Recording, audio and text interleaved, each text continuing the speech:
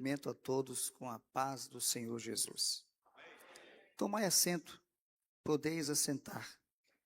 Quero agradecer a Deus pelo privilégio, pela honra da oportunidade de estar aqui nesta igreja, pela primeira vez, né, na igreja, nossa igreja Assembleia de Deus, aqui da cidade de Maringá. Uma igreja já conhecida, solidificada e referência não só nesse estado, mas para muitos nesse país.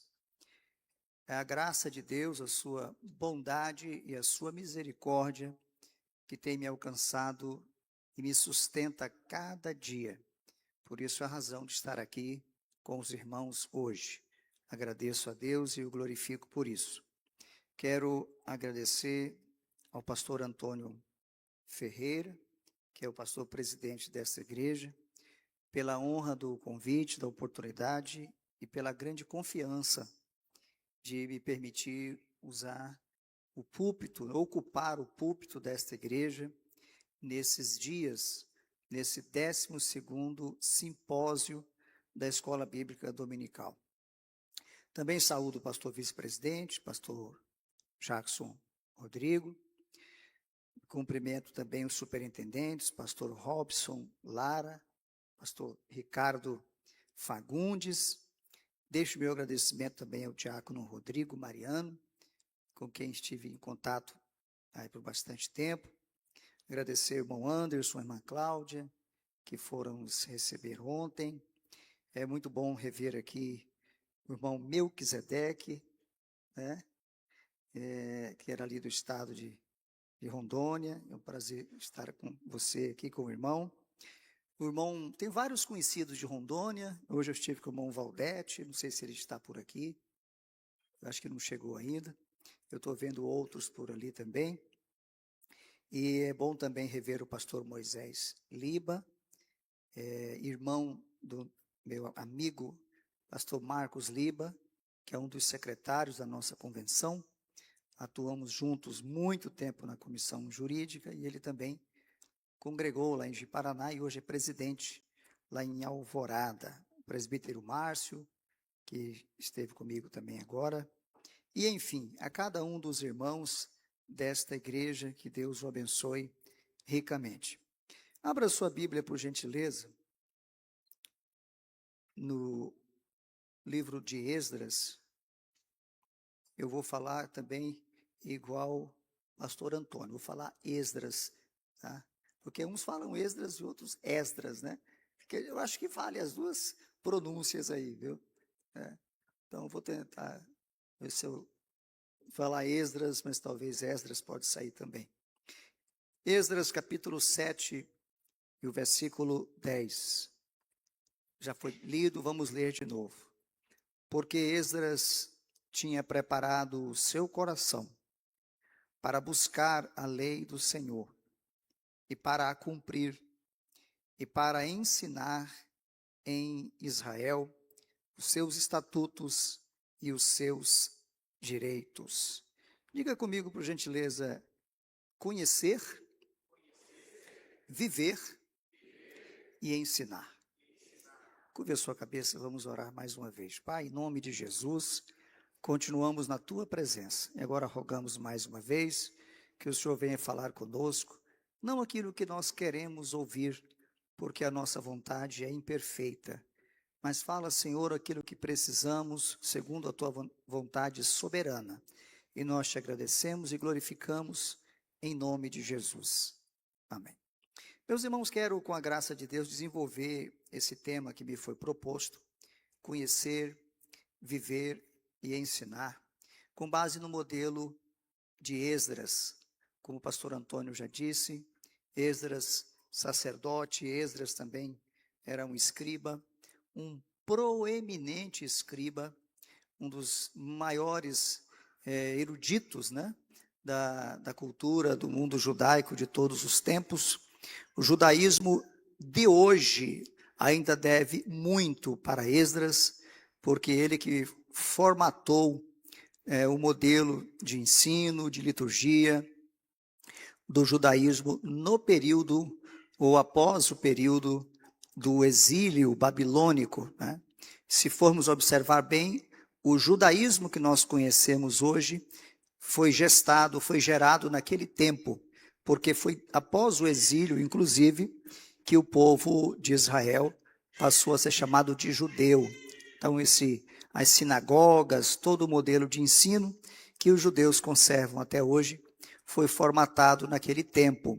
Além de Esdras ter sido um autor muito prolífico, ele escreveu muito, né, vários livros, na verdade discussões sobre a extensão do Ministério de Literatura dele, mas pelo menos o livro de Esdras, que leva o próprio nome, o livro de Neemias e os livros das Crônicas, são livros que são atribuídos a ele, não só pela sua experiência que ele registrou, mas pelas pesquisas que ele fez como um grande historiador. Mas, acima de tudo, Esdras era um homem profundamente piedoso e que tinha um grande compromisso com Deus. E é com base nesse personagem que fez uma grande reforma espiritual em Jerusalém, na nação judaica, que nós vamos tirar algumas lições espirituais para a nossa vida hoje, para a educação cristã hoje. Mas eu quero me permitir, antes de falarmos diretamente de Esdras, eu gostaria de falar sobre os desafios do ensino bíblico contemporâneo, ou os desafios da educação cristã contemporânea. No segundo momento, eu quero falar sobre a posição do pentecostalismo dentro da situação que nós vivemos hoje da educação cristã. Num terceiro momento, eu pretendo aí analisar o contexto histórico de Esdras e o exemplo prático de vida que ele deixou. E, num outro momento também, falarmos sobre aplicações do padrão de Esdras na escola bíblica dominical hoje. Então, no primeiro momento, eu gostaria de conversar com os irmãos sobre os desafios do ensino bíblico contemporâneo ou da educação cristã contemporânea. E nós, de antemão, sabemos que hoje nós não temos esses desafios, eles não são estruturais, eles não são tecnológicos, né? Nós temos hoje uma boa estrutura, ainda obviamente não é perfeita, completa, né? Tem lugares que não desfrutam das mesmas estruturas, mas nós temos muita estrutura e temos muita tecnologia. O problema, os nossos desafios, são eminentemente desafios espirituais. Como continuar mantendo um padrão de doutrina, de educação cristã, bíblica, nos tempos que nós estamos vivendo. E quando eu me refiro aqui à educação cristã, eu quero me referir à educação cristã em toda a sua abrangência e em todas as suas fontes. Não podemos, então, esquecer que a primeira fonte da educação cristã é a família, porque nós, como educadores, não podemos ter a educação cristã como profissão. A educação cristã, acima de tudo, ela tem que fazer parte da nossa vida diária, da nossa vida como cristãos. Então, na nossa casa, nós temos que ser modelos de cristãos, para que a nossa vida, o nosso viver já seja uma maneira de ensinar, para que a gente ensine com a nossa vida. Então, começa com o casal, o compromisso do homem e da mulher, né, como casal, em viver o ensino bíblico, viver uma vida de santidade, de pureza, de compromisso com a palavra de Deus. E isso vai ser espraiado ou espelhado também na vida dos filhos. Então, ensinar os filhos, veja que quando Deus tira o povo do Egito, dá como ordenança muito clara que eles deveriam ensinar os filhos em todos os momentos, levantando, né, deitando, assentando, andando pelo caminho. E o compromisso de educação da lei de Deus, de dar a lei de Deus para os filhos era tão grande que a Bíblia usa o verbo inculcar, né? Que numa linguagem bem simples, né? É colocar dentro da cuca, colocar dentro da cabeça. fazer com que entre, né, no interior. É claro que a cabeça ali está representando todo o interior, né? Então está representando a alma, né? Os pensamentos, os sentimentos, a vontade, o entendimento espiritual. Então os pais tinham e têm a finalidade de ensinar com profundidade, ensinar com a conduta, ensinar com as palavras, todos os dias. Os filhos precisam ver em nós atitudes piedosas, atitudes morais, atitudes éticas, atitudes justas, porque se nós pregarmos um evangelho que nós não vivermos ou não vivemos, os próprios filhos nossos estarão escandalizados, né? Eles não crerão de forma alguma naquilo que nós estamos falando.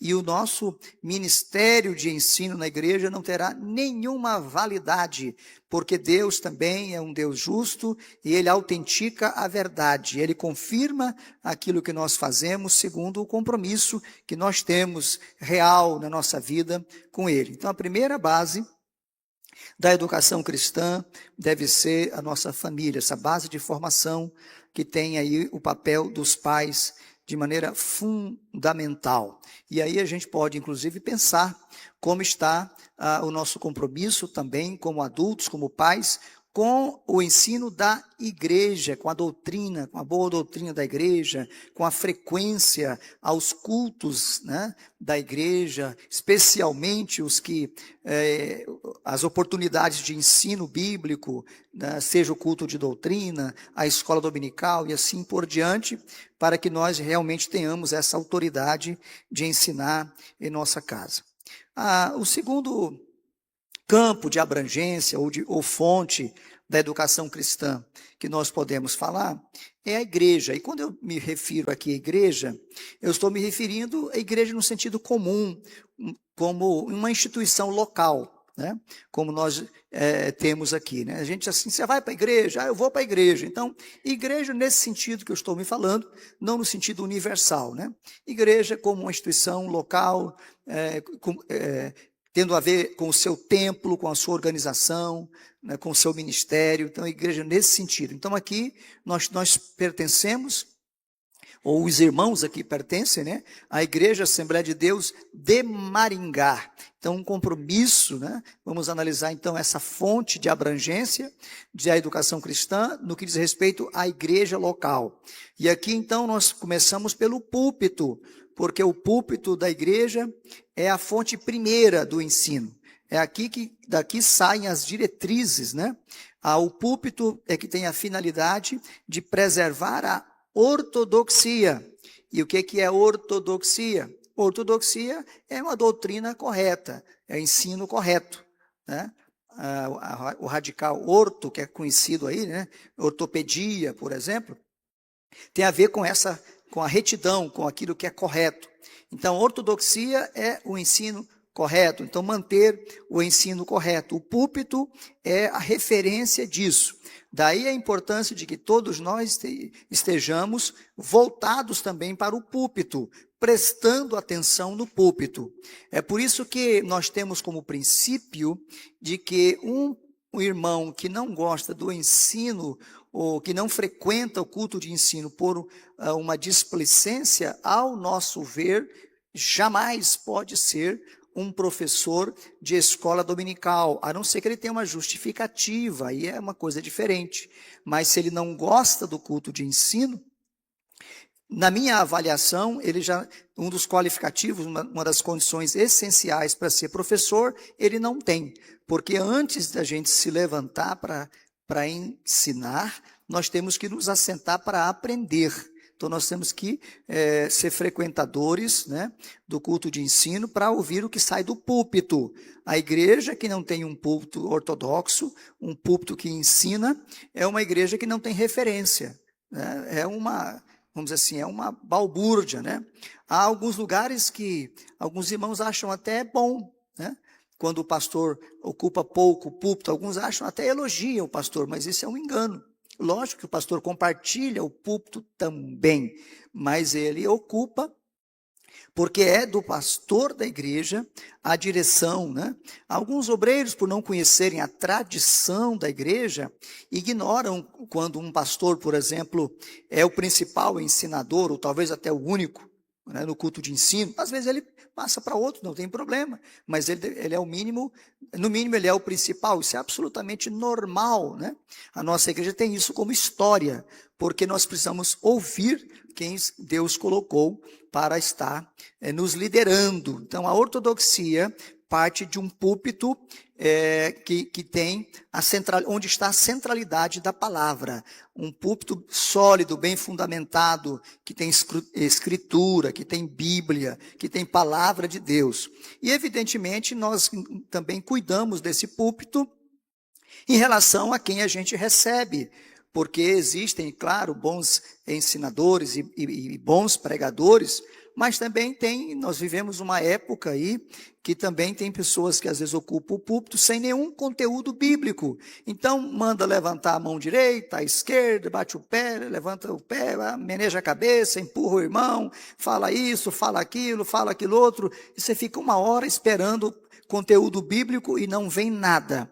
E nós precisamos de um púlpito que tenha conteúdo bíblico, que tenha a palavra de Deus. Porque a palavra de Deus, sim, ela é viva e eficaz, e ela é, sim, penetrante, mais penetrante do que uma espada de 2 gumes, e ela é que penetra, né, o nosso interior profundo, a divisão da alma, do espírito, das juntas e medulas, e é apta para discernir os pensamentos e intenções do coração. E quando nós falamos em púlpito, aí nós temos que falar também em oração, porque o púlpito precisa ser aquecido com a oração. A oração, naturalmente, de quem ocupa o púlpito, mas a oração também da igreja, porque Paulo orava, mas ele também dizia assim: orem por mim, para que me seja dada a palavra no abrir da minha boca. Por isso o púlpito responsável cria uma igreja responsável, uma igreja que não vem só para receber, né? Porque nós não podemos alimentar uma igreja que vem só para receber, porque se a igreja vier só para receber, vai acabar rápido, porque não vai ter para todo mundo. Mas quando a igreja não vem só para receber, mas ela vem também para trazer, a gente coloca tudo sobre o altar e dá para todo mundo, e a gente volta para casa feliz, glorificando a Deus. Paulo, escrevendo à igreja de Corinto, ele falou assim: vocês, quando se reunirem, aí aqui eu vou parafrasear, não vão só para receber, não. Leva alguma coisa, cada um tem hino, tem doutrina, tem língua, tem profecia, cada um tem que levar alguma coisa, e faça-se tudo para a edificação. Então nós temos que preparar desde a nossa casa, orando a Deus, e quando chegar aqui, a gente já ter a adoração para apresentar ao Senhor nosso Deus, e está orando para que Ele fale. Aí sim Ele dá a palavra para quem ocupa o púlpito e fala conosco, e nós ouvimos então a voz de Deus falando ao nosso coração.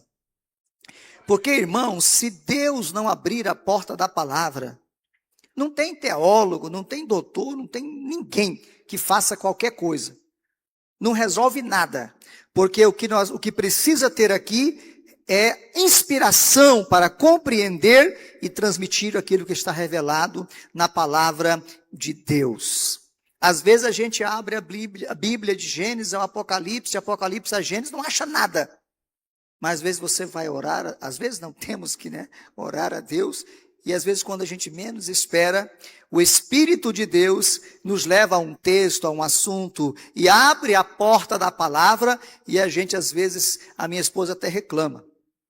Eu estou deitado, altas horas da noite, eu ligo o abajur e vou anotar alguma coisa. Por quê? Porque eu anotei, eu recebi, tem que anotar na hora. E é assim que Deus faz, e Ele quer continuar dando a palavra para a sua igreja. Se você crê assim, levante a sua mão e agradeça ao Senhor nessa noite, bendito seja Deus.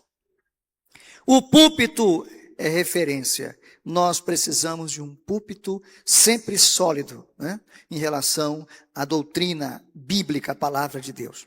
Mas nós temos também os departamentos da igreja, que vão fluir, ou nos quais esse ensino também vai fluir. Eles vão receber este ensino, eles vão buscar também né, obviamente, ampliar o conhecimento deles na Bíblia, né, em outras literaturas auxiliares, e vão se preparar também para transmitir essa mesma doutrina para aqueles que estão aos seus cuidados. Então aí nós temos os grupos da igreja, né, as crianças, adolescentes, jovens, adultos, assim por diante, que têm os seus líderes, os líderes de departamentos, que precisam ser pessoas que conheçam a palavra de Deus.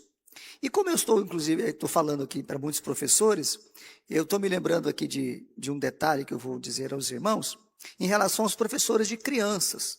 Porque algumas pessoas pensam que professor de criança não tem que conhecer muito a Bíblia, porque vai falar para criança mesmo. Mas eu costumo dizer, eu tenho opinião, que o professor de criança, às vezes, ele tem que conhecer a Bíblia mais ainda do que o professor de adulto. Porque ele não só tem que conhecer o conteúdo bíblico, mas ele tem que saber traduzir aquele conteúdo para as crianças. Então, o professor de criança também tem que ser amante da palavra de Deus, porque não é só brincadeira.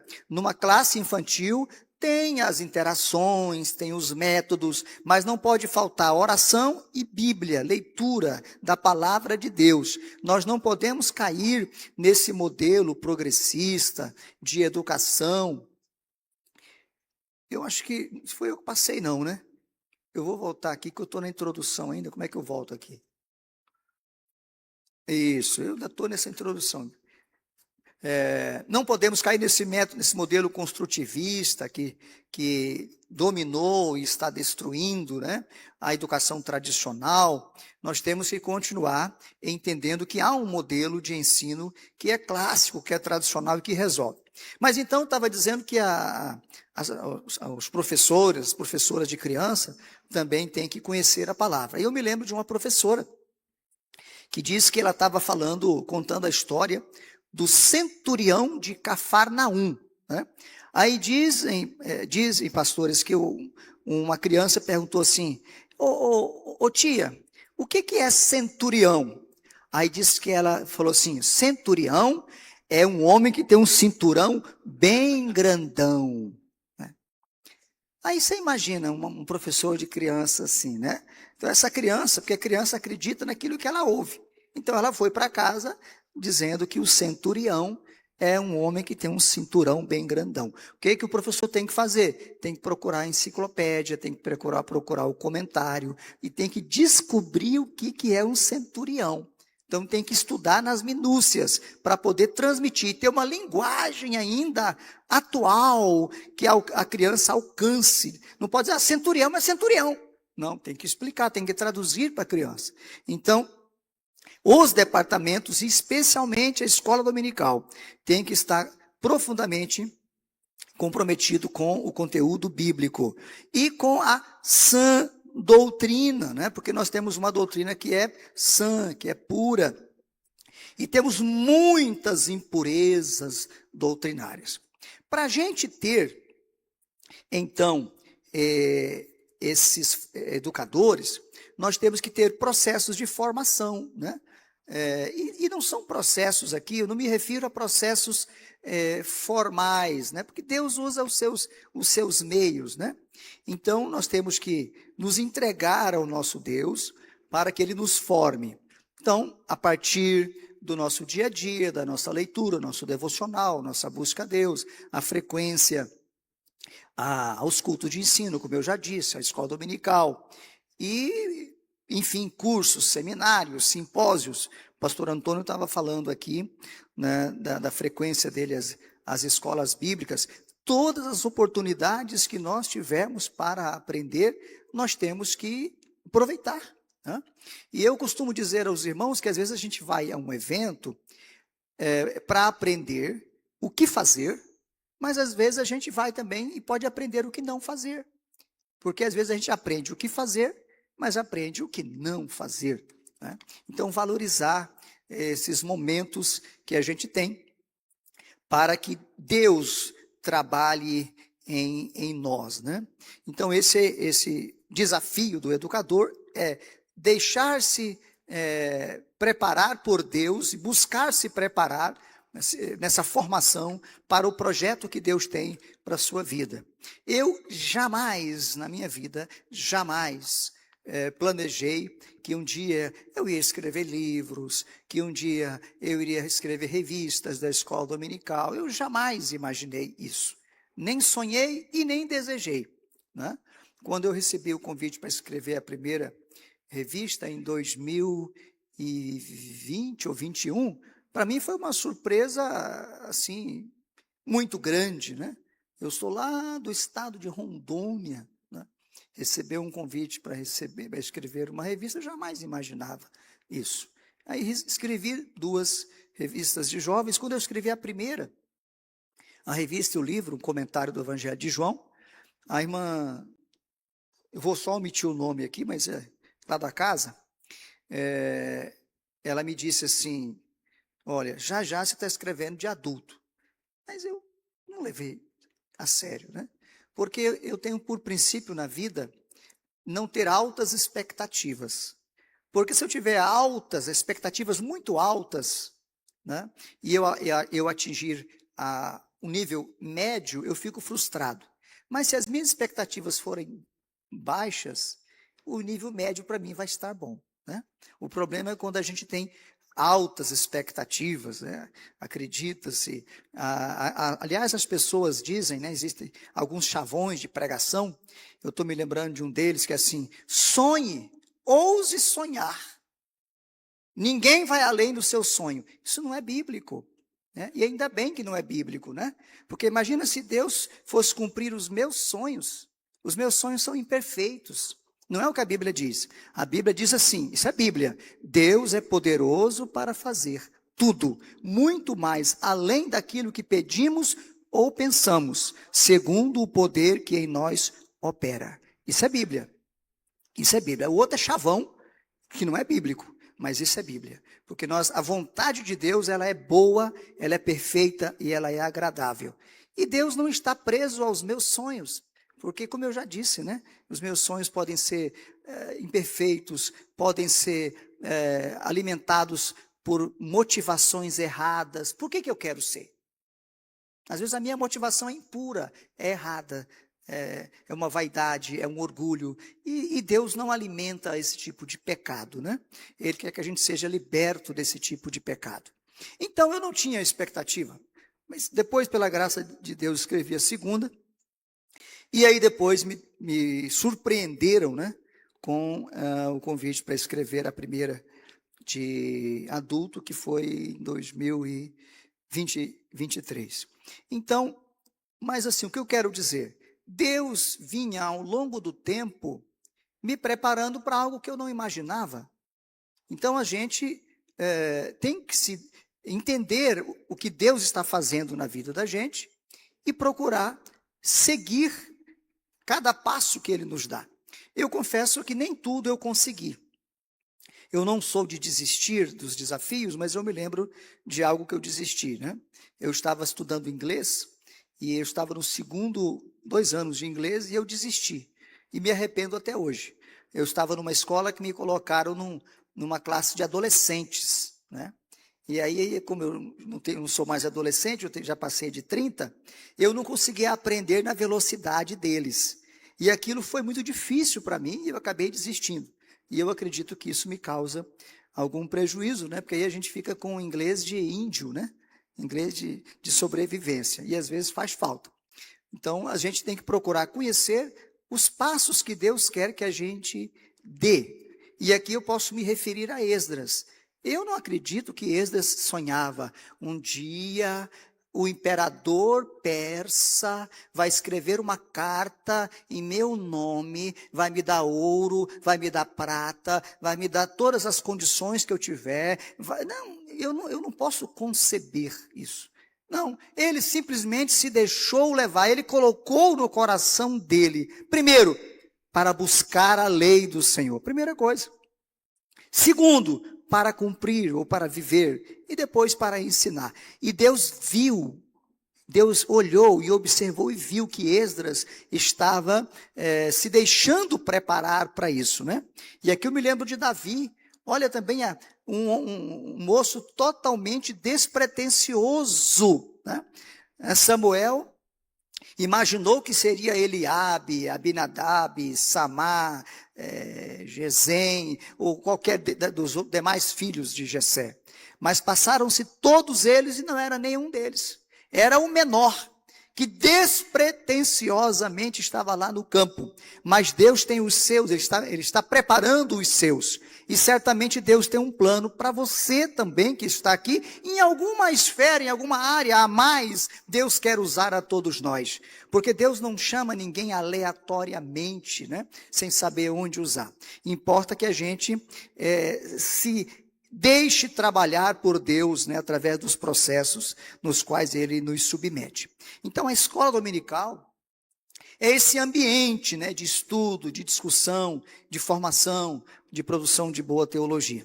Agora, o educador, ele enfrenta alguns problemas, como as resistências à sã doutrina. Quem hoje quer ensinar a Bíblia pura, como a Bíblia sempre, os educadores cristãos sempre enfrentaram, mas hoje mais ainda, porque o apóstolo Paulo diz que chegaria tempo em que não suportarão a sã doutrina, mas tendo coceira nos ouvidos, iam amontoar para si doutores, segundo a sua própria concupiscência. O que significa isso? Chegaria o tempo, e esse tempo é chegado, que seria mais popular pregar o que as pessoas querem ouvir. É muito mais popular pregar ou ensinar o que as pessoas querem ouvir, né? Usando uma linguagem popular, isso dá mais ibope. Isso dá mais ibope. Então, o verdadeiro educador cristão, ele é confrontado muitas vezes. E aqui eu estou falando de educador no sentido geral, a partir do púlpito, como eu já disse aqui, né? Então, esse educador, ele é confrontado para que ele mude, para que ele altere, para que ele suavize, né? Porque hoje, meus irmãos, até as versões bíblicas têm sido alteradas para suavizar o ensino. Eu estava olhando esses dias, algumas versões bíblicas, por exemplo, estão alterando aquele texto de 1 Timóteo capítulo 3, versículo 2, que diz assim, que tem que ser, o bispo tem que ser marido de uma só mulher, porque no original é homem de uma só mulher. Mas tem já algumas versões novas que estão trazendo assim, que o bispo tem que ser fiel à sua esposa. Parece algo sutil, mas o que significa isso? Significa que está aí normalizando indiretamente o divórcio. Está normalizando o divórcio. Está dizendo que se o bispo ou o presbítero for naquele casamento fiel, não importa quantos ele já tenha tido, mas não é o que a Bíblia diz. É uma mudança sutil, mas uma mudança altamente perigosa. A NVI de 2023, se os irmãos tiverem aí na técnica, eu queria que projetasse o versículo Gênesis 2 e 18, a NVI 2023 tem várias alterações. Numa delas, abra sua Bíblia, já que eu estou dando só exemplos, né? Gênesis 2 e 18. Gênesis 2 e 18. Está escrito aquele versículo que todos conhecemos, né? Se o irmão conseguir a NVI 2023 e quiser projetar Gênesis 2 e 18, vai me ajudar bastante. Aqui diz assim, na Almeida Revista e Corrigida: e disse o Senhor Deus, não é bom que o homem esteja só. Far-lhe-ei uma adjutora, que esteja como diante dele. Tá? Então, não é bom que o homem esteja só, far-lhe-ei uma adjutora. Outros textos falam uma auxiliadora, né? Que lhe seja idônea, ou uma companheira. Mas a NVI 2023, ela mudou essa versão. E agora, ela diz assim, far-lhe-ei uma aliada, que lhe seja semelhante. Irmãos, a mudança aqui é abissal. Tá? Por quê? Aliada é alguém do mesmo nível. Porque nesse versículo aqui, existem duas linhas de interpretação em relação aos papéis do homem e da mulher. A primeira linha é a linha da complementariedade. A mulher foi criada para complementar o homem, né? O complementarismo. E a outra linha teológica é a linha do igualitarismo. A linha do igualitarismo é a linha antipatriarcal, é a linha da teologia feminista, é uma linha de teologia progressista. E essa versão da NVI 2023 cedeu ao progressismo teológico. É teologia progressista. Então não é mais complementar, é igual, certo? Então esse é o problema. E agora eu me lembrei aqui de um dia que eu estava ensinando, e aí eu falei daquele texto que a Bíblia diz, né, lá em Gênesis 3:16, que o texto diz assim que Deus falando para a mulher, né? Eu vou multiplicar a tua dor, a tua conceição, com dor você vai ter filho, e o teu desejo será para o teu marido e ele te dominará. Aí quando terminou o ensino, uma irmã foi se encontrar comigo e falou assim, pastor, onde é que está aquele versículo que o senhor leu dizendo que Deus disse para a mulher que o homem ia dominá-la? Eu falei, olha, irmã, está aqui ó, em Gênesis 3:16. Aí eu li para ela, ela falou, qual é a versão da Bíblia do senhor? Eu falei, Almeida, Revista e Corrigida. Ela falou assim, eu vou ver se está assim nos originais. Eu falei, então não tem mais jeito. Não tem mais jeito. Então, estão surgindo Bíblias para atender o que as pessoas querem ouvir. Isso é muito perigoso, né? Essa aí é qual? Esse é o versículo normal, né? Então, a NVI 2023 ele não localizou. Então, eu estou alertando que o educador cristão tem que ficar atento, essa é a corrigida, que é a que nós usamos. Porque as versões bíblicas estão sendo adaptadas. E já tem versão bíblica que na apresentação dela está dito textualmente que a finalidade dela é ser mais inclusiva. Aí imagina um obreiro ou um professor de escola dominical, desavisado, que compra uma Bíblia dessa e começa a ensinar com base nela. Vai adulterar totalmente a doutrina. Mas nós temos que continuar defendendo a sã doutrina, vivendo, praticando a sã doutrina. Nós cremos na Bíblia como ela é, segundo as melhores versões, vertidas daquilo que está na palavra, nos originais. E não vamos adequar, porque quando o apóstolo diz, multiplicarão para si doutores, segundo as suas concupiscências, está dizendo que as paixões, os desejos, é que vão determinar a interpretação. Então, são novas hermenêuticas, novas maneiras de interpretar a Bíblia, certo?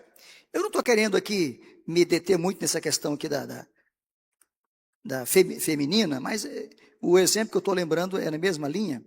Abra também a sua Bíblia aí em 1 Timóteo, no capítulo 3, capítulo 2. Queria que o irmão projetasse aí, é da corrigida mesmo, os versículos 11 e 12. 1 Timóteo, capítulo 2, versículos 11 e 12. Lembrando que eu estou falando nesse ponto sobre as resistências à sã doutrina, aos desafios que o educador cristão, bíblico, ortodoxo, enfrenta nesses dias. Tá? Então, eu estou nesse ponto aí. Então, aqui diz assim, a mulher aprenda em silêncio, com toda a sujeição.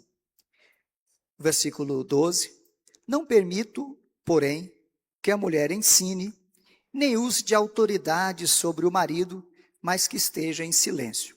O sentido geral desse texto, à luz da Bíblia, à luz do Novo Testamento, está falando que a mulher não tem autoridade de ensino normativo na igreja, para dirigir a igreja.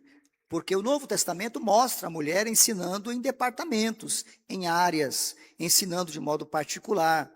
E a mulher tem um ensino, um ministério extraordinário. Ela ajuda em várias áreas da igreja. Mas esse ensino normativo, pastoral, esse ministério pastoral, foi reservado aos homens. Não há fundamentação bíblica para o pastorado feminino. Então, o sentido geral é esse aí.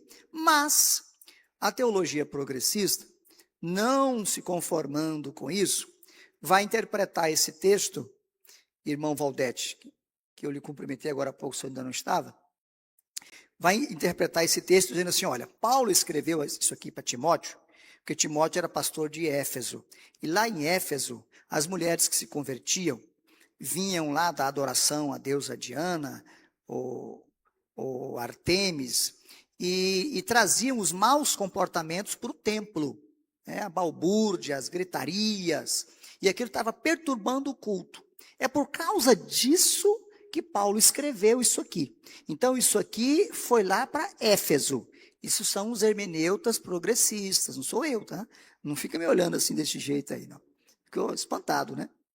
Aí, mas agora vamos analisar aqui. Se eu pego e digo que esse ponto aqui que eu não achei muito bom, eu digo que isso aqui foi para Éfeso. Aí eu pego lá em Gálatas algum ponto que eu acho também que não foi para os Gálatas.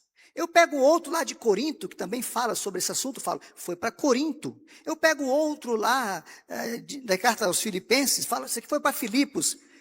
Pergunto, o que vai sobrar para Maringá? Vai sobrar alguma coisa? O que vai sobrar para o Brasil? Nada. Eu simplesmente estou pegando a Bíblia, estou confinando a Bíblia no passado. Vai ficar apenas Deus nos guarde, uma peça de museu. Um livro de princípios morais, sem aplicação para os nossos dias. Mas nós não cremos nisso, né? Agora os irmãos me perguntam, então por que foi que Paulo escreveu isso? Que tal a gente perguntar para o próprio Paulo? Versículo de número 13. Olha aí.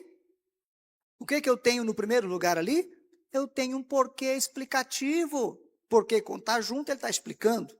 Então vamos ver por que Paulo falou isso para as mulheres. Porque primeiro foi formado Adão, depois Eva. A primeira razão é essa. Por que Deus deu a liderança para o homem? Por uma questão de precedência. Deus fez o homem primeiro. Ele poderia ter criado homem e mulher uma vez só. Mas para demonstrar que ele elegeu o homem como cabeça para ser o líder, ele fez o homem primeiro. E não apenas fez o homem primeiro, fez e deu responsabilidades. Colocou no jardim, mandou cuidar do jardim, mandou lavrar, mandou cuidar, mandou dar nome a todos os animais.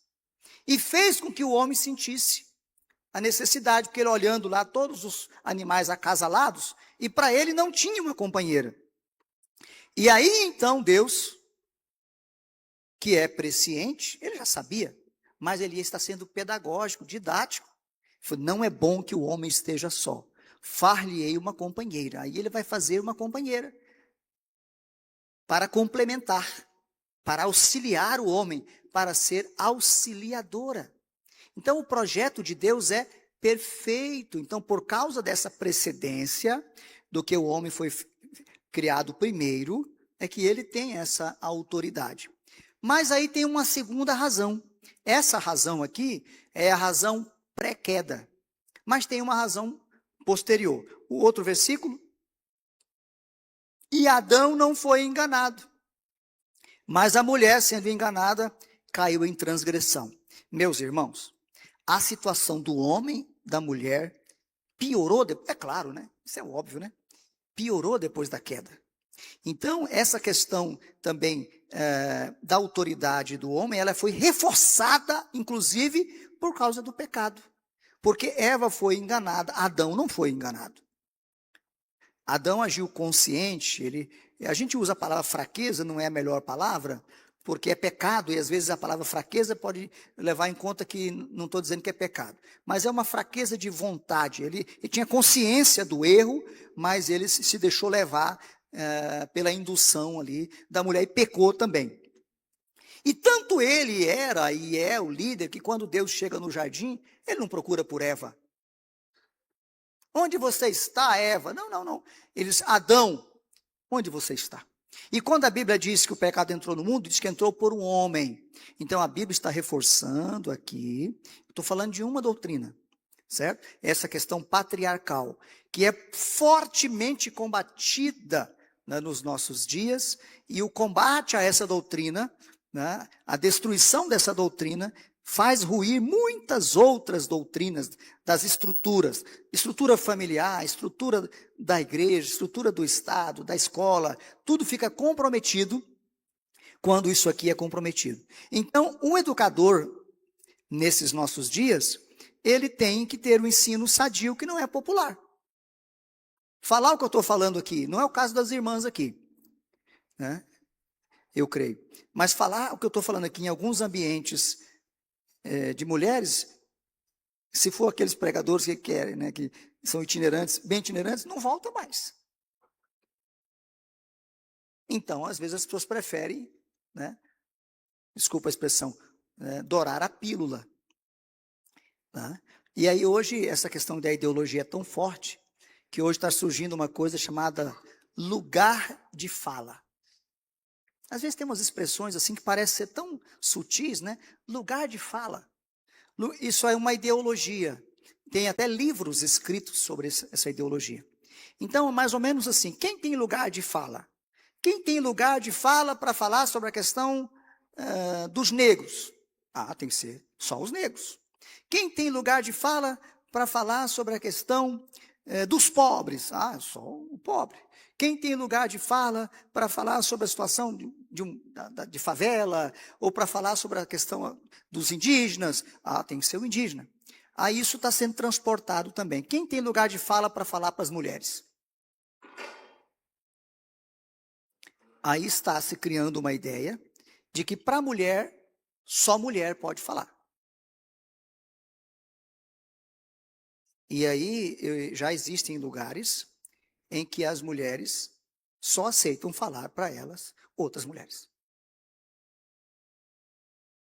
Isso enfraquece a autoridade pastoral. Porque as mulheres podem falar? Podem, mas os homens também. O pastor da igreja, ele tem lugar de fala para todo mundo na igreja. Vamos usar a expressão. Ele fala para todo mundo porque ele é o pastor de todo mundo. Então as ideologias não podem nos dominar. É muito sutil. E já que eu estou nesse ponto, né? Igual tem alguns lugares que já se diz, eu cumprimento todos e todas. Essa é uma linguagem inclusiva, ideológica. Aliás, é uma linguagem ligada ao movimento LGBT. Mas, enfim, são resistências, são desafios, né? Para o ensino nesse tempo. Estou tratando desse ponto introdutório. A pressão externa, né? A cultura mundana, que insiste em invadir a igreja. Outro problema é o dilema da relação entre a igreja e o mundo. Existem várias visões em relação à relação, essa convivência entre a igreja e o mundo. Tem até um livro, né, chamado Cristo e a Cultura. Então, uns defendem que tem que ser anticultura, né, ou contra a cultura, outros defendem que tem que ser pró-cultura, tem que misturar com a cultura, ou tem que redimir a cultura. Mas qual é a nossa posição? Levando em conta, irmãos, que a nossa posição bíblica e teológica, ela tem que ser pentecostal. Nós estamos bebendo, às vezes, em fontes que não são pentecostais. E, às vezes, a gente tem incorporado pensamentos que não são nossos. Em relação à questão da cultura, por exemplo, há quem defenda a redenção da cultura.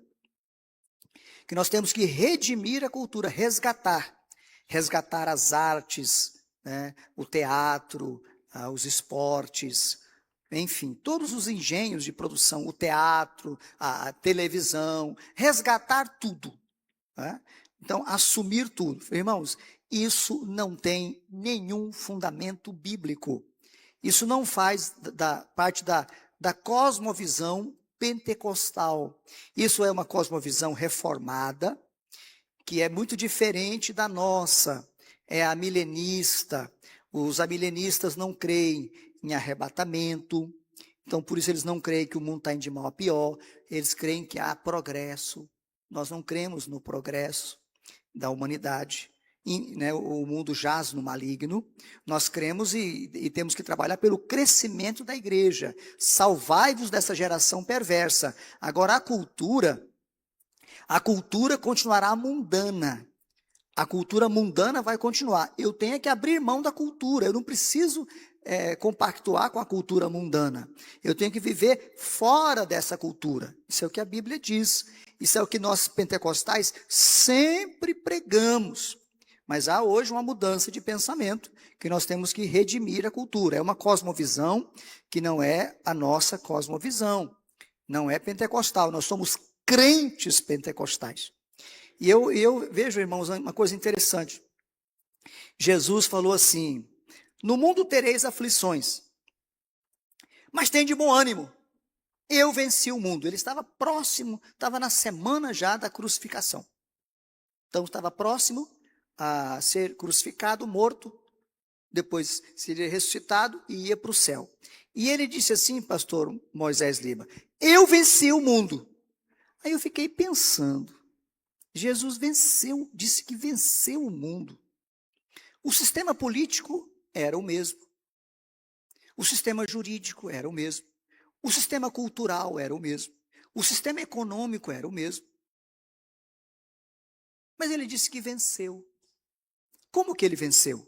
Ele venceu porque ele não pecou. O mundo tentou fazê-lo pecar de todo jeito, mas ele foi obediente ao Pai até o final. E venceu, foi dizer assim: eu estou pronto para fazer a vontade do Pai e voltar para o céu. Sabe o que é vencer o mundo, irmão? É viver nele, estar pronto, esperando o arrebatamento de Jesus a qualquer hora. Isso é muito importante, porque tem gente achando que nós vamos resgatar as estruturas do mundo. Irmão, que engano terrível. Nós temos que fazer a nossa parte como cristãos, mas esse mundo está perdido. Perdido. Por isso o apóstolo Pedro pregou, e eu repito: salvai-vos dessa geração perversa. Essa geração é perversa e nós temos que sair fora dela. A gente só vai lá para fazer o mínimo que a gente precisa, e volta para casa e vamos para a igreja. Porque nós temos um compromisso maior com Deus, com a sua palavra, e estamos e devemos estar prontos, esperando Jesus todo dia. Então não se iluda, cuidado com o ativismo social, ativismo político, que é um estrago. Faremos a nossa parte, não idolatrando os sistemas políticos, porque eles estão terrivelmente comprometidos. Não vamos crer em messianismos, em salvacionismos terrenos. A nossa cidade está no céu, donde esperamos o Salvador, Jesus Cristo Senhor. Enquanto a gente se ilude com projetos falsos, mentirosos, ilusórios, interesseiros, a gente fica frio, insensível e deixa de fazer a vontade de Deus. Irmão, uma coisa tão séria que até ajudar o necessitado a gente tem que saber como fazer, para não virar ativista. Lá em Jerusalém surgiu um problema social. As mulheres, as viúvas de fala grega, estavam sendo menosprezadas no serviço semanal de distribuição de comida, que os judeus já faziam há muito tempo e já tinham problema fora da igreja. E esse problema veio para a igreja também. Então, tinha que resolver, porque tinha que ajudar as mulheres, as viúvas, pobres. Né? Tinha que resolver um problema social. Mas os apóstolos disseram assim, olha, Atos capítulo 6. Atos capítulo 6. Eles disseram assim, olha, gente, não é razoável que nós deixemos a palavra de Deus e sirvamos as mesas. Escolhei, pois, dentre vós 7 varões de boa reputação, cheios do Espírito Santo e de sabedoria, aos quais constituamos sobre esse importante negócio. Mas nós perseveraremos na oração e no ministério da palavra. Olha o discernimento espiritual. Os apóstolos disseram, olha, esse serviço social aí é importante. Escola é importante, hospital é importante, faculdade é importante, tem um monte de coisa. Fundação é importante, mas Deus chamou os apóstolos para priorizar a oração e o ministério da palavra. Nada justifica a negligência à oração e à pregação e ao ensino da palavra de Deus. Nada justifica nada, absolutamente nada. Olha, irmãos, eu tive alguns anos atrás a oportunidade de ir à Suécia. Fiquei 3 dias e eu fui realmente com a finalidade de fazer uma viagem de pesquisa. Fiquei 3 dias praticamente dentro da igreja de Filadélfia. E a gente diz isso com tristeza, né? A Suécia, os irmãos sabem que hoje é um dos países mais secularizados do mundo, né? O secularismo tomou conta da Europa quase toda, em grande parte, e a Suécia lidera isso. E a igreja de Filadélfia, que é a igreja de onde vieram os missionários, Daniel Berg e Gunnar Wingren, embora sabemos que eles já estavam nos Estados Unidos, enfim, mas é bom dizer que lá na Filadélfia teve batismo com o Espírito Santo antes de 1906, né? Levi Petrus mesmo, o pastor Levi Petrus foi batizado, se eu não estou equivocado, em 1903. Então já tinha fervor e avivamento, né? Lá, como tinha em outros lugares também. E algumas coisas me chamaram a atenção lá. Conversei bastante com o segundo vice daquela igreja, com o vice, né, o primeiro vice, e com um outro pastor lá, que aliás que é missionário aqui da América Latina e que está lá, e conversei naturalmente mais com ele, porque ele era o intérprete, e enfim, algumas coisas assim chocantes. Naquele ano, eu perguntei para ele assim, quantos missionários a igreja tinha? A igreja de Filadélfia, no seu auge, chegou a ter 500 missionários espalhados pelo mundo. E eu perguntei para ele, naquela ocasião, quantos missionários tinha. E ele me disse, nenhum. Nenhum. A igreja de Filadélfia, quando eu estive lá, falou, nós temos obras sociais na África, mas missionário não tem. Olha a mudança de foco. E aí, depois, conversando com o vice-presidente, ele falou, nós pertencemos aí a uma associação ecumênica e tal, mas o ecumenismo aqui é diferente e tal. Então, ele falou que era, eu não me aprofundei, então não vou dizer que a igreja era ecumênica. Mas se você quiser pesquisar na internet, o último encontro ecumênico europeu foi feito na igreja de Filadélfia. Ela sediou o último encontro ecumênico. Então, hoje já é uma igreja ecumênica. Então, tinha lá católico, romano, ortodoxo, tudo junto lá. Então, uma igreja que era eminentemente pentecostal, bíblica, hoje é uma igreja ecumênica. Então, isso é muito sério. Isso é muito sério. Então, nós temos que tomar bastante cuidado. E uma das coisas que infelizmente o missionário Levi Petros fez, e é ruim a gente falar, né, porque é um vulto tão grande, mas essa história, né, próximo do final da vida dele, ele, inclusive, foi um dos fundadores, né, de um partido político lá da Suécia. E quando eu estive lá, um dos líderes do partido era abertamente um homossexual, né?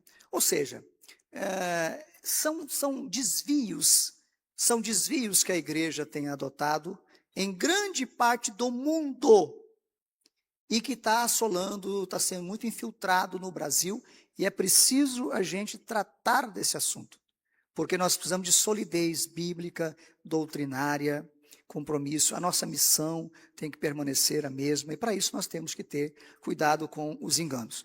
Não estou dizendo que nós não vamos cumprir o nosso dever cívico. Temos que cumpri-lo e da melhor maneira, não nos associando a estruturas que pregam ou que têm visões contra os nossos princípios. Faremos a nossa parte, mas não crendo que isso será a solução. O papel da igreja, acima de tudo, é a pregação do Evangelho, a pregação poderosa do Evangelho. Então, o Espírito de Deus está nos conclamando a mais oração e mais pregação do Evangelho, porque o Evangelho é o poder de Deus para a salvação de todo aquele que crê. Bendito o nome de Jesus. Então, essas novas concepções, né, são terríveis também, né? Poderia falar da questão, já falei um pouco do secularismo, a degeneração da estrutura social, né, as leis que querem impedir que a gente fale, inclusive o que eu estou falando aqui hoje, né? Os irmãos observam o exemplo de Ló. Ló é um exemplo de alguém que se acomoda à cultura, ao sistema de vida. Porque primeiro que ele agiu ali claramente por ambição. Porque quem está seguindo um tio, não poderia fazer o que ele fez. Dizer, não, tio, eu estou aqui de carona com o senhor. A preferência é do senhor. Por favor, eu jamais vou escolher. Não, mas ele olhou para as campinas verdejantes do Jordão e falou assim, eu quero, e olha o detalhe, o advérbio, eu quero toda aquela campina. Ele pediu tudo para ele.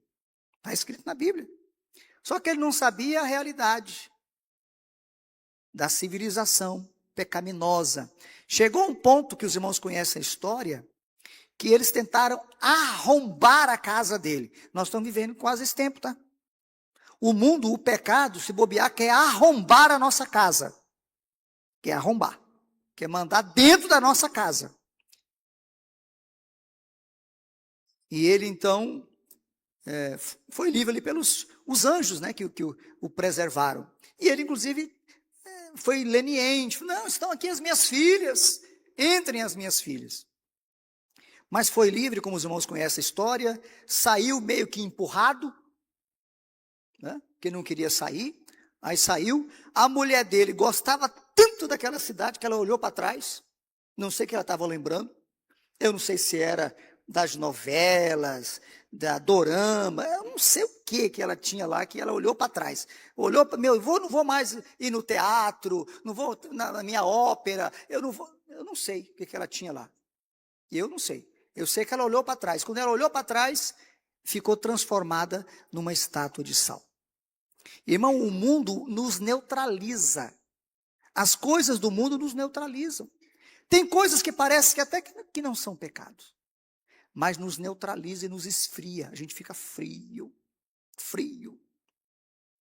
As coisas passam a dominar o nosso coração.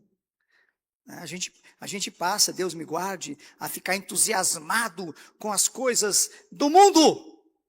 Por isso que João disse, não ameis o mundo, nem o que no mundo há.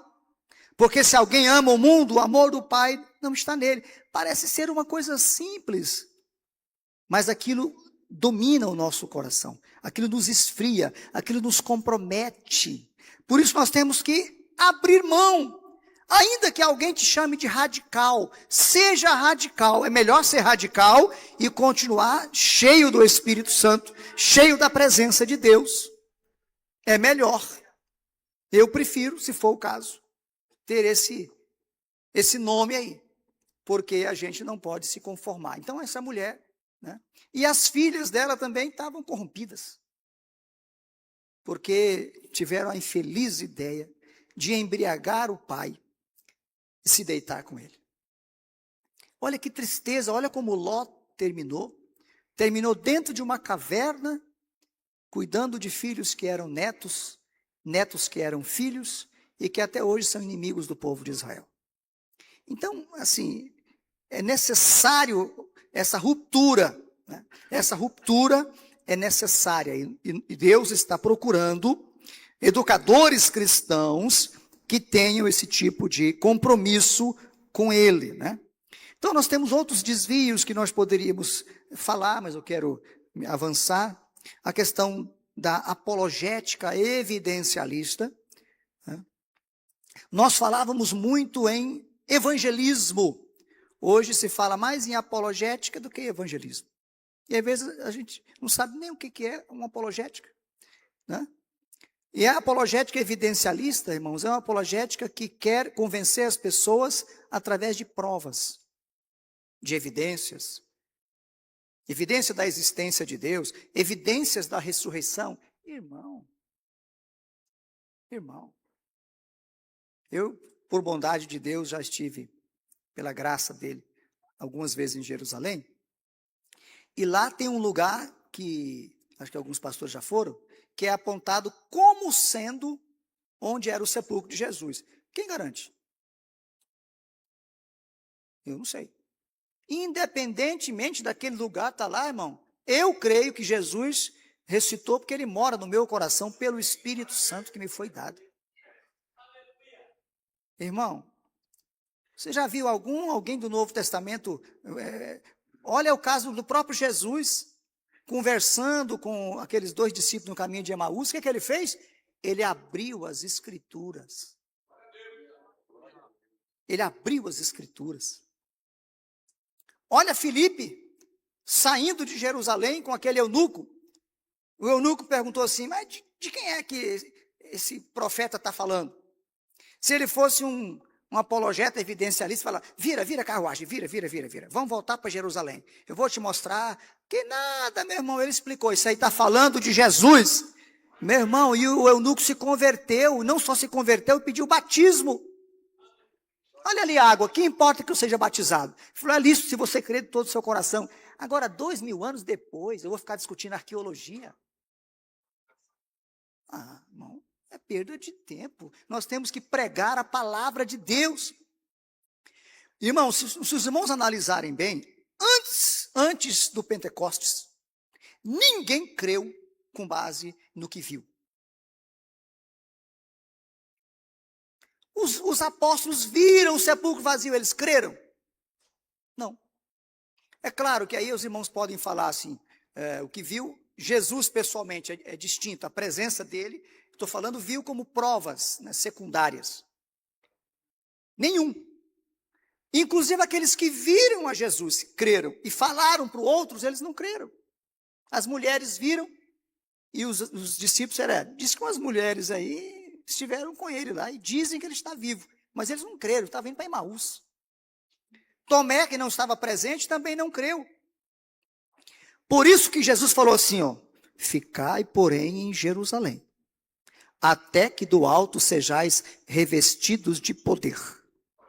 Aí o dia que Pedro pregou, cheio do Espírito Santo, quase 3.000 almas se converteu pelo poder da pregação do Evangelho. Então, o Evangelho, sim, é o poder de Deus para a salvação de todo aquele que crê. Irmão, tem muita coisa que é água com açúcar para tomar o nosso tempo. Nós, aliás, estamos precisando de mais pregadores da palavra de Deus. Pregadores leigos, que às vezes ninguém conhece. E às vezes o pastor dá a oportunidade para o irmão José, que nunca nem viu pregar. Mas ele vem aqui, às vezes até meio tremendo, mas fala cheio do poder de Deus, cheio do Espírito Santo, e Jesus Cristo fala, e ele salva, ele liberta e transforma, porque é o poder de Deus que está na palavra, no Evangelho, e é isso que nós precisamos cada dia mais. Bendito seja o nome de Jesus. Agora, essas questões aí, meu irmão, é muita discussão. Essa questão dessa cosmovisão aí, que é caipiriana, né? Um reformado chamado Abraham Kuyper, lá da Holanda, né? Que é isso, que tem livros e mais livros e mais livros e mais livros sendo escritos sobre isso, sobre essa cosmovisão. Se você visitar a Holanda, Deus me deu a oportunidade de ir lá em Amsterdã, e eu nunca vi um lugar, tem outras cidades que tem, mas na Amsterdã, as prostitutas estão nas vitrines, as drogas estão nas calçadas, e os templos antigos são casas de shows. Isso é muito triste, isso é terrível. Mas por quê? Porque seguiu-se uma teologia, uma visão teológica que não resolve o problema. Irmãos, nós somos uma igreja pentecostal.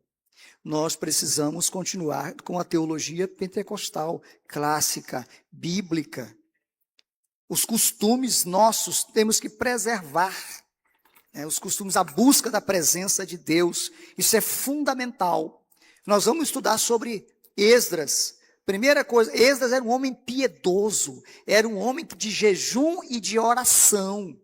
Ele fazia as coisas buscando a Deus, porque sem esses elementos fundamentais, nós não conseguimos fazer nada com eficácia na casa de Deus.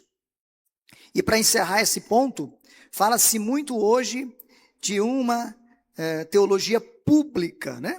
Ou de falar no espaço público. Meus irmãos, isso aí é um convite para o ecumenismo, para o diálogo interreligioso. Nós temos que fugir disso. A questão da atividade pública, ela é necessariamente ecumênica. Nós não podemos ter compromisso com essas estruturas de maneira ativista. Não sei se os irmãos já sabem, mas hoje nós tínhamos no Brasil, me parece que está em transição, né? A Frente Parlamentar Evangélica, que é importante ter irmãos nossos em todas as áreas. É importante. Só que a gente tem que ter cuidado. Hoje já não é mais, estão mudando para Frente Parlamentar Cristã. É diferente. Aí você pode ter católico, você pode ter espírita, porque tem espírita que se considera também cristão. E estrategicamente é o caminho, mas como ficamos nós? Um dos primeiros pastores brasileiros que militaram nessa área, um metodista, Guaraci Silveira, né? Ele, inclusive, aderiu a esse tipo, isso lá para os anos 1950, 1940, enfim. Ele aderiu a isso. O que eu estou querendo dizer? Nós sabemos que isso é importante, nós vamos continuar fazendo o nosso papel, mas nós não nos vincularemos como igreja. Igreja é separado. É aquilo que Jesus pegou, a moeda, falou assim, de quem que é essa inscrição aí? Ah, é de César. Então, olha, dá a César o que é de César e dá a Deus o que é de Deus. Ele estava reconhecendo o Estado, mas diz, Estado é Estado e igreja é igreja. Igreja é igreja. Nós dependemos do Estado, sim. Nós oramos para todas as autoridades, diz Paulo a Timóteo. Ore pelos reis, para os que estão em eminência, para que vocês tenham uma vida quieta e sossegada, com toda a honestidade e piedade. Quantos estão entendendo até aqui podem dizer amém? Muito bem, vamos passar para... Eu anotei alguma coisa também aqui sobre a questão do papel da educação cristã em relação especificamente ao pentecostalismo clássico, né? Porque a gente está vivendo um ponto de inflexão, né? Então, um ponto de ascensão, e aí nós estamos correndo o risco de viver um ponto de declínio. A gente fazer autocrítica, né, não é uma coisa muito fácil, porque é mais popular a gente dizer que a gente está só subindo, mas é só analisar, inclusive numericamente. né? O último censo, inclusive, demonstra isso, né? E na nossa experiência também. Então, por quais razões também, né, outras razões, nós passamos por isso? Temos que cuidar também, o educador tem que ter esse cuidado, com o problema do neopentecostalismo. Hoje já diminuiu um pouco, tá? Mas nós vivemos umas décadas aí atrás. Eu creio que meu horário está vencendo, né, pastor? Desculpa, é que estava na temperatura. Aí eu falei, temperatura 25, então tá bom, né? Mas eu acho que o horário já passou. Meus irmãos, eu vou encerrar nesse ponto. Não vou entrar nesse ponto agora, porque senão eu vou passar além ainda do horário. Me foi dado até umas 21h15.